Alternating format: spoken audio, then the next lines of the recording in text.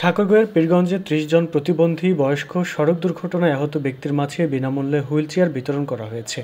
১৯ জুলাই শনিবার দুপুরে পূর্ণিমা কমিউনিটি সেন্টারে পীরগঞ্জবাসী কল্যাণ সমিতি ঢাকের আয়োজনে এসব হুইলচেয়ার বিতরণ করা হয়।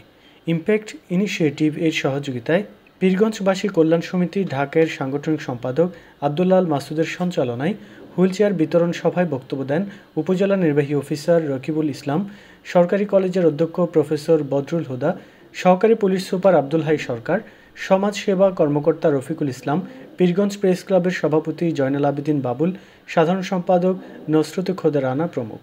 এ সময় গণমাধ্যম কর্মী ও কল্যাণ সমিতির নেতৃবৃন্দ উপস্থিত ছিলেন।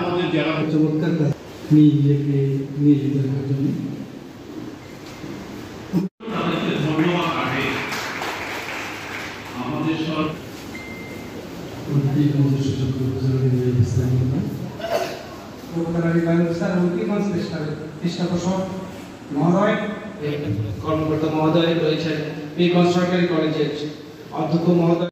আসসালামু আলাইকুম ওয়া রাহমাতুল্লাহি ওয়া বারাকাতুহু। উপস্থিত।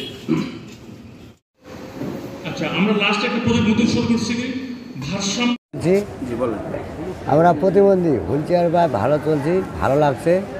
আরও যাতে এই হুইলচেয়ার বা প্রতিবন্ধী ছিল, হুইলচেয়ার পায়নি, কেউ দেয়নি, আজকে দিয়েছে, খুব খুশি হয়েছে। অসুস্থ ছিলাম, আগে হাঁটতে পারতে বাইরে যেতে পারতেছিলাম না, এখন হুইলচেয়ারটা পেয়ে বেরোতে পারবো। এটা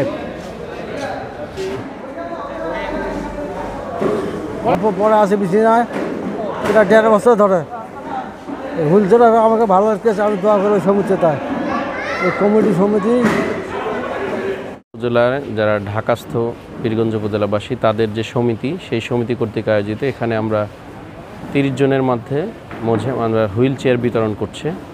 তা আমি আমার উপজেলা প্রশাসন পীরগঞ্জের পক্ষ থেকে তাদের প্রতি কৃতজ্ঞতা জ্ঞাপন করছি, কারণ তারা আমাদের এখানকার কিছু দুস্থ অসহায় ব্যক্তি যারা হুইল চেয়ার নিতান্তই পাওয়ার যোগ্য তাদেরকে সিলেক্ট করেছে। এখানে আজকে এখানে আমি রয়েছি, আমার প্রিন্সিপাল স্যার রয়েছে, আমাদের সার্কেল এসপি মহাদয় সাহেব, প্রেস ক্লাবের সম্মানিত নেতৃবৃন্দ, সবাই মিলে আজকে এই পীরগঞ্জ কল্যাণ সমিতি যারা ঢাকায় থাকে তারা কিন্তু এই পীরগঞ্জের মানুষের চিন্তা করে আজকে এই বিতরণটা করছে। এই জন্য আমি তাদের প্রতি কৃতজ্ঞ।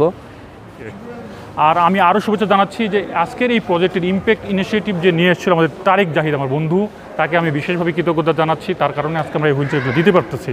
তো সবাই আমাদের জন্য দোয়া রাখবেন, আমাদের সামনে যেন আরও ভালো কিছু করতে পারি, এর জন্য আমাদের দোয়া রাখবেন। আসসালামু আলাইকুম।